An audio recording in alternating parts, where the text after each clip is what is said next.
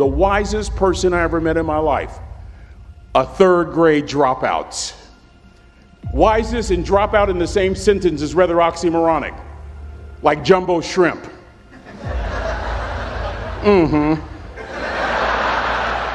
Like fun run, ain't nothing fun about it. Like Microsoft Works, y'all don't hear me. I used to say like country music, but I've lived in Texas so long, I love country music now. I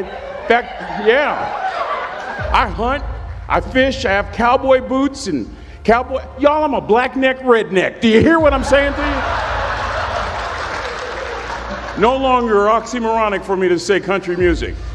And it's not oxymoronic for me to say third grade and dropout. That third grade dropout, the wisest person I ever met in my life, who taught me to combine knowledge and wisdom to make an impact, was my father. A simple cook. Wisest man I ever met in my life. Just a simple cook. Left school in the third grade to help out on the family farm, but just because he left school doesn't mean his education stopped.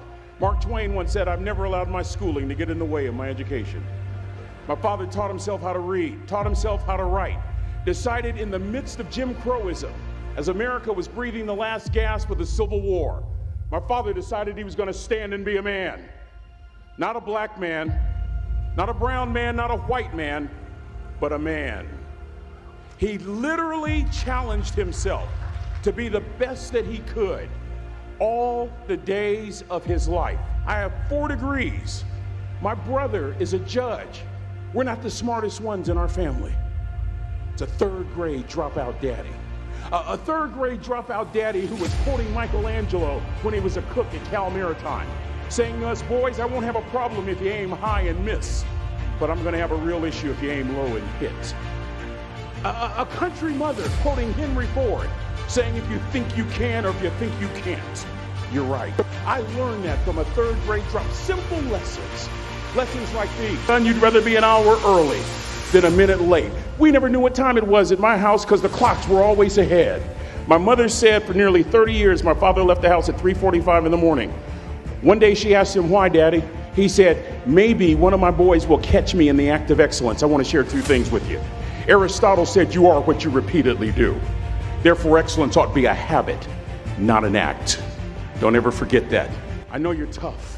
I know you're seaworthy, but always remember to be kind. Always. Don't ever forget that. Never embarrass mama. Yeah. If mama ain't happy, ain't nobody happy. If daddy ain't happy, don't nobody care. But you know, I'm trying to tell you. Next lesson. Lesson from a cook over there in the galley. Son, make sure your servant's towel is bigger than your ego. I want to remind you, cadets, of something as you graduate. Ego is the anesthesia that deadens the pain of stupidity.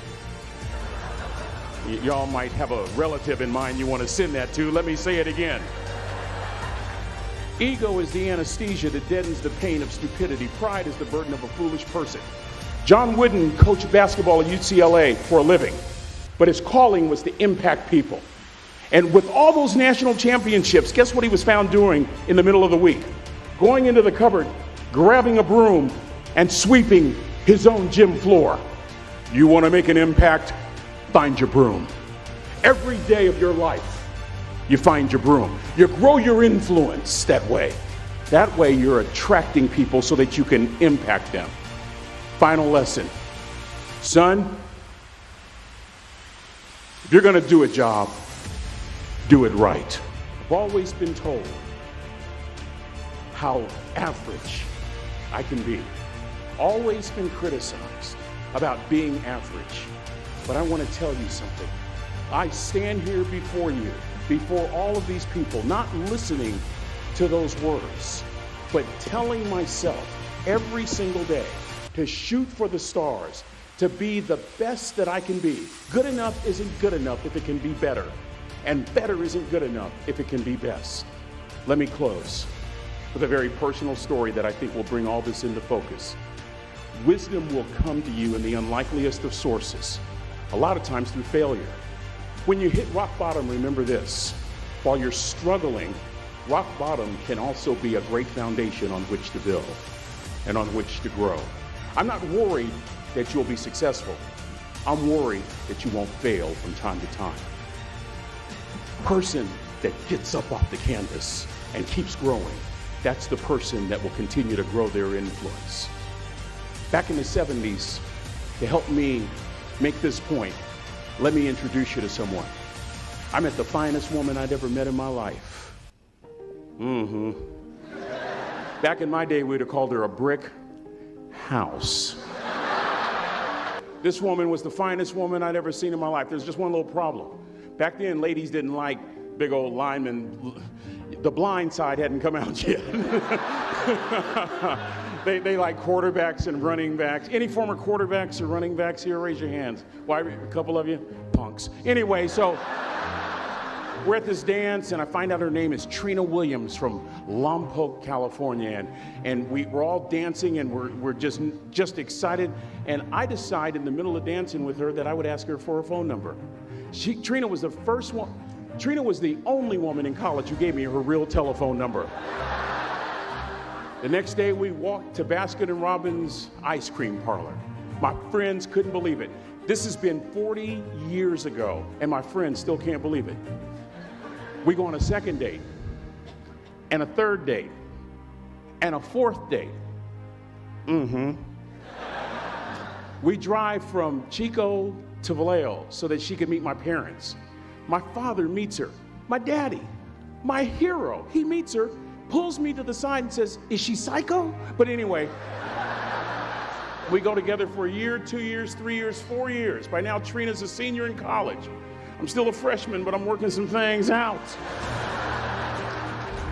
I'm so glad I graduated in 4 terms. Nixon, Ford, Carter, Reagan. So now it's time to propose. So I talk to her girlfriends, and it's California, it's in the 70s, so it has to be outside. Have to have a candle, and you have to have, some chocolate. Listen, I'm from the hood. I had a bottle of Boone's Farm wine. That's what I had. She said yes. That was the key. I married the most beautiful woman I'd ever seen in my life. Y'all ever been to a wedding, and even before the wedding starts, you hear this? How in the world? And it was coming from my side of the family.